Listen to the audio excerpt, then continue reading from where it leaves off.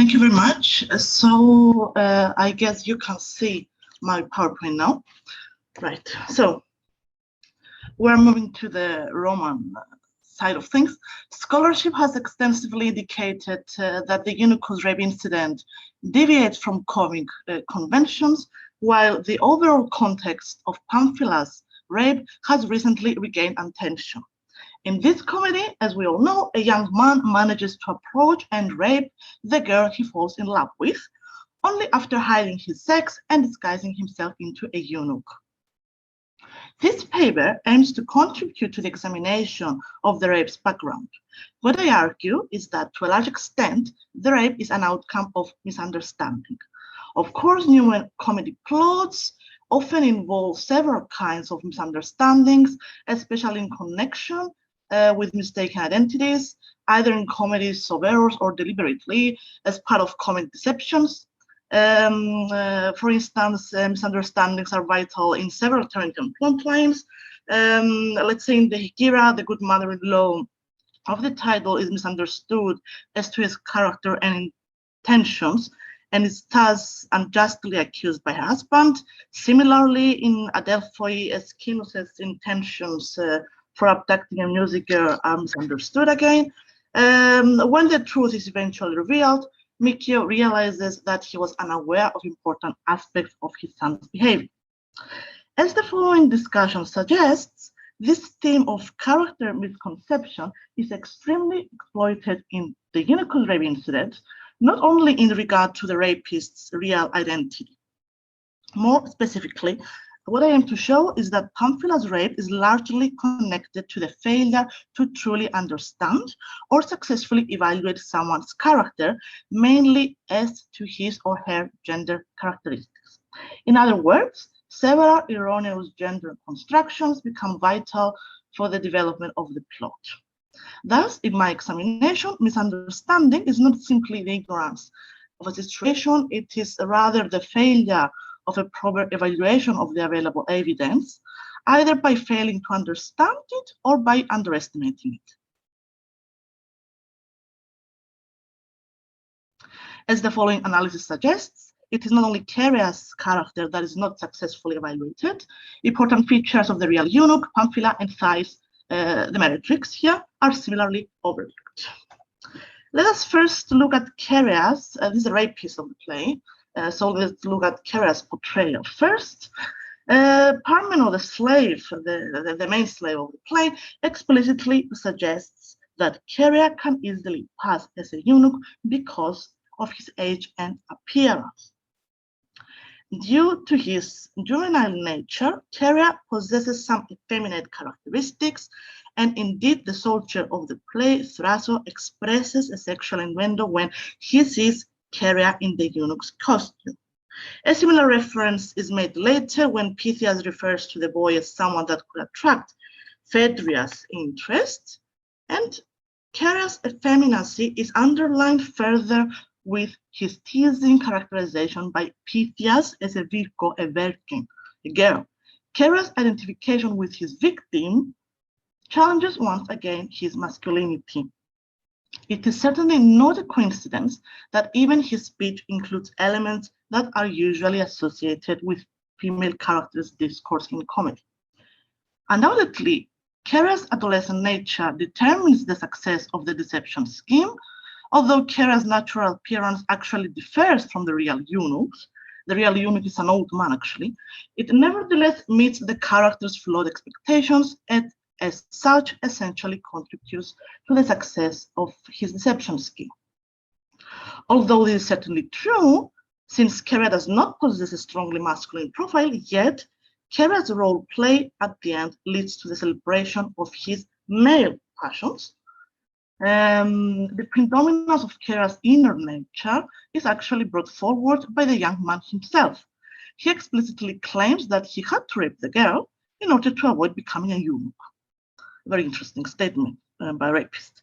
In fact, several scholars have traced Cheria's expression of sexual interest already in line 320 with the use of the verb podio, a perspective that puts the rape's improvisational nature into doubt. However, while in line with the special characteristics of this rape episode, Kera's actions surely presuppose a certain degree of meditation, as the incident's narration 24, his friend, and Kera's sober state suggest. We cannot determine whether Kera took his final decision, however, before looking at the painting which he designates as his inspiration. On the other hand, scholarship has also read the rape episode in this comedy in connection with the examination of Parmenos' contribution to the action. There has been a long discussion as to whether the slave's proposed scheme implies rape, often in relation to Parmenos' inadequate adoption of a servus calibus role. In my understanding, Parmenos' treatment of Kera can be also seen in connection with the broader theme in the play, that is the faulty evaluation of someone's character and intentions, particularly, I believe, in relation to his or her gender, as this is defined or constructed by other characters of the play. Thus, while Kera's own responsibility for his violent action is not to be dismissed, of course, several other characters' attitudes also contribute to the execution of the rape. In this context, Parmenos' exploitation of Kera's characteristics is problematic. The slave focuses on Kera's good-looking appearance, which, however, clearly includes features that prove to be dangerous for the girl. The gangman's liberalis, that is citizen-like appearance portrayed by Parmenos as one of the present advantages, actually refers to Kera's true nature, which becomes a catalyst for his subsequent actions. His liberal education, while primarily serving as an indication of this, the high value of the present, please be reminded that Kera as a eunuch is presented as a present for the courtesan. At the same time, hides a potentially destructive aspect. It is possibly due to his liberalist nature and consequently his education that Kera becomes able to take his own initiatives and hence act autonomously. Perhaps it is not a coincidence that Kera responds to the narration of Parmenos' scheme with sense verbs like audio, intellego, bidi, and so on, proving that he is not merely someone who follows orders, but an independent subject who can think on his own. Consequently, Parmenos' inability to take full control of Kera's action is firmly linked to the slave's failure to appreciate all aspects of Kera's personality and character traits, and of course their consequences. The slave's weakness is underlined further with his own acknowledgement of Kera's dangerous characteristics. Already in the beginning, Parmenos warns their audience about the young man's character, and he even points towards the young man's madness, rapiest passions.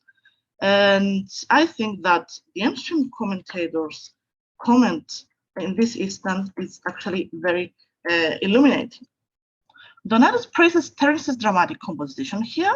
He reasonably suggests that Kera's character, as described by Parmenos, reflects the young man's subsequent actions.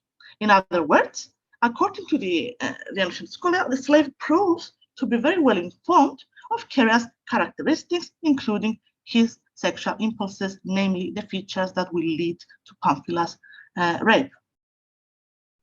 What's more, Parmenos' instructions to the adolescent include dangerous implications. Although he does not explicitly refer to sexual intercourse, he describes a close contact with the girl. You can play with her, sleep with her, and so on. And once again, the commentator notes that these suggestions can be, of course, provoking for the boy. Indeed, Kera expresses similar thoughts regarding the special privileges that the eunuch enjoys when entering the girl's house. And as the commentator rightly knows, the portrayal of a young man is not inconsistent with his actions. And here is Parmenos' mistake.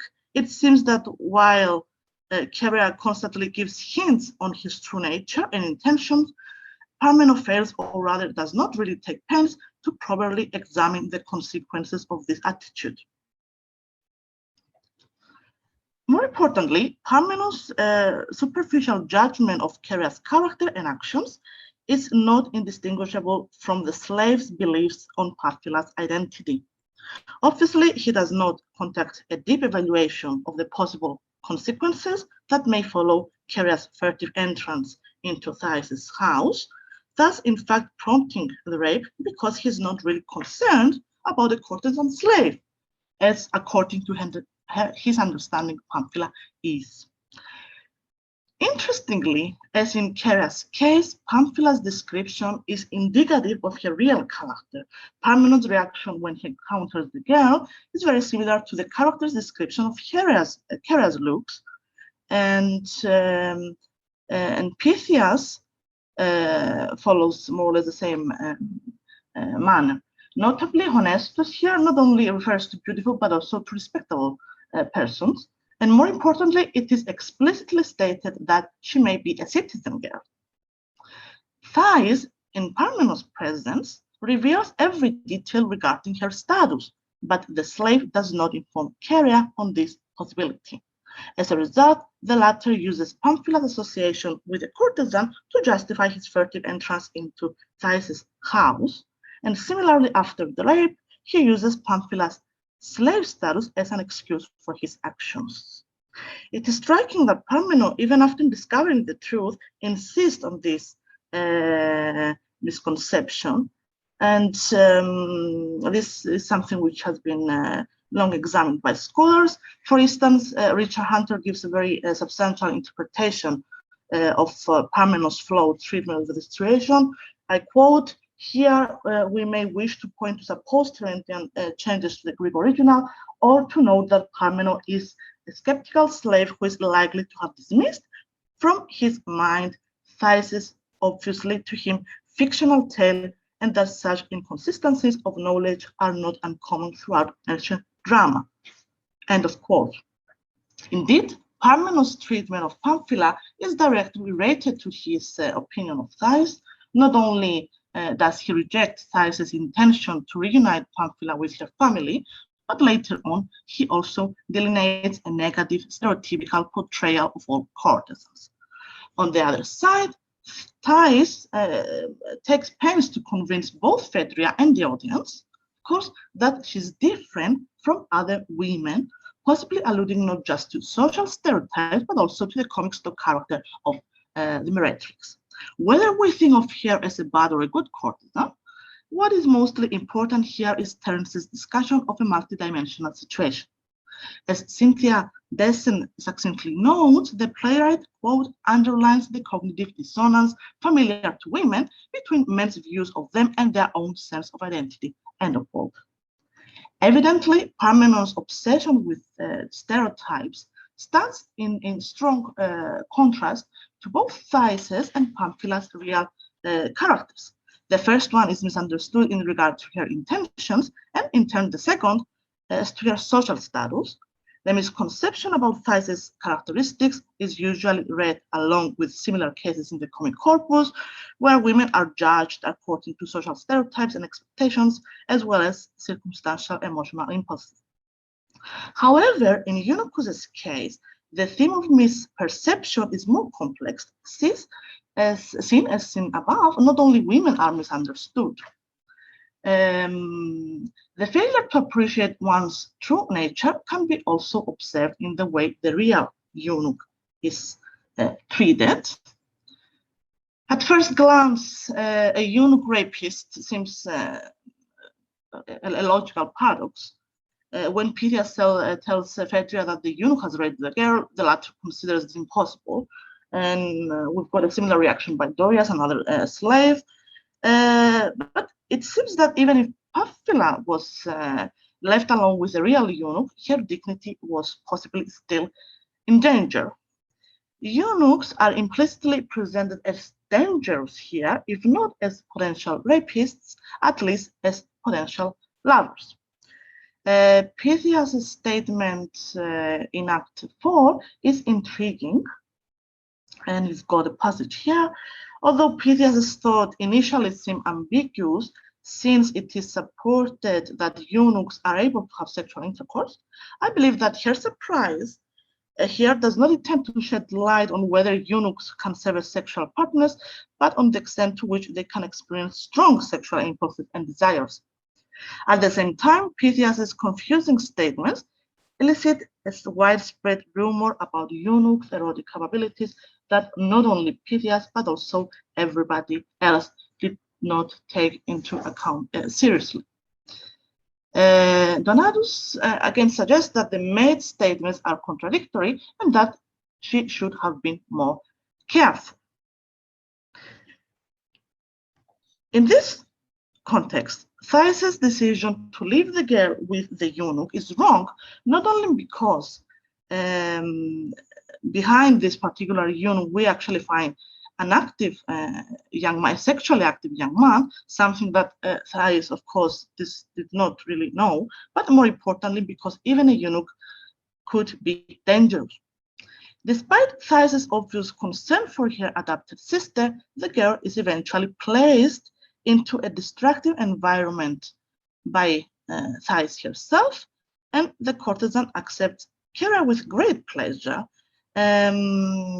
In a very interesting way, actually. The formula used in Kera's narration, Abdugondom, take someone home, perhaps involves the action of taking a partner or prostitute possibly, while the term pomendo used here denotes a strong family relationship. It is actually the same term that Kera uses when referring to himself being assigned to Thais's protection later in the play. To make things worse, Kera was even guided Chrysanthi, if I may, according to him. We cannot see your slides changing, and Okay. you probably need to remedy that for the rest of your talk. How can I actually change that? You So- should press F5 perhaps and share the whole of your screen, the entirety of your screen. Okay. No, again, you can't see anything again? Or shall I stop sharing and then retry, possibly? Perhaps you can do that. So could you actually see it in the beginning or not? No, but I didn't have a chance to interrupt you before. Oh, sorry. So, yeah, okay. All right. So can you see it now? I'm afraid I can't, at least. I don't know if the other colleagues can. No, it's fine. In my case, it's actually yeah. I've got this notification saying that Zoom is sharing your screen. Actually, so that's very interesting. It does say that you are sharing your screen, but nothing is shown actually. All right. Is there any other way to do that, you think? Or I think you should go on, and we can send the PowerPoint to any. Okay. All right.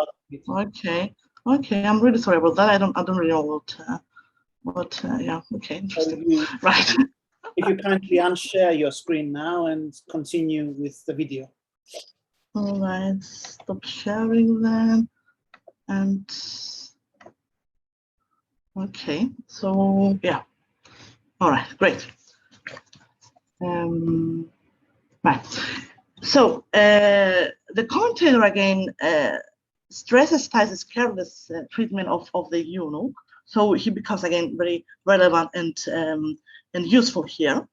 Evidently, although neither Thais nor Pythias are aware of the eunuch's real identity, their unwise actions prepare the perfect setting for Kera's deed.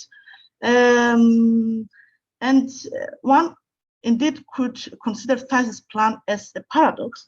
Pamphila cannot be safe at the courtesan's house, of course. But as the above discussion hopefully suggests, Thais's fault corresponds to the central recurring theme of cognitive failure around which the whole episode of Pamphila's rape revolves. Robert Germany has read the rape as a part of an orchestrated plan. I quote, "It is clear that everything that has happened up to this point in the play has conspired to produce this configuration," end of quote. As this paper suggests, this plan is largely directed by the character's misconception and carelessness, especially in connection to someone's gender characteristics. So, more specifically, the actions leading to Pamphila's rape are firmly associated with the misconception or underestimation of someone's nature. Parmeno does not discern the dangers that lurk behind Kera's convenient appearance, and he refers to Kera's art nature, which alludes to a dangerous approach of the girl, but he chooses to ignore the serious consequences of these facts. Similarly, Parmeno both overlooks Pamphila's citizen status and in the same way condemns Thais's intentions and personality traits. In the same way, although the female characters of the play acknowledge the eunuch's potential role as a lover, they still leave the girl along with him. As a result, they put Pamphila in real danger. Thus, beyond a criticism on stereotypes and superficial approaches, this episode discusses also the idea of how someone's character can be different from the one that a first impression could present, that is much more complex and multidimensional. More specifically, the character's mistakes that eventually lead to the victimization of a young girl are firmly related to cases of erroneous understanding regarding superficial gender constructions. Consequently, Pamphila's rape is largely presented by the playwright not only as an extremely violent episode, but also as a result of carelessness and negligence.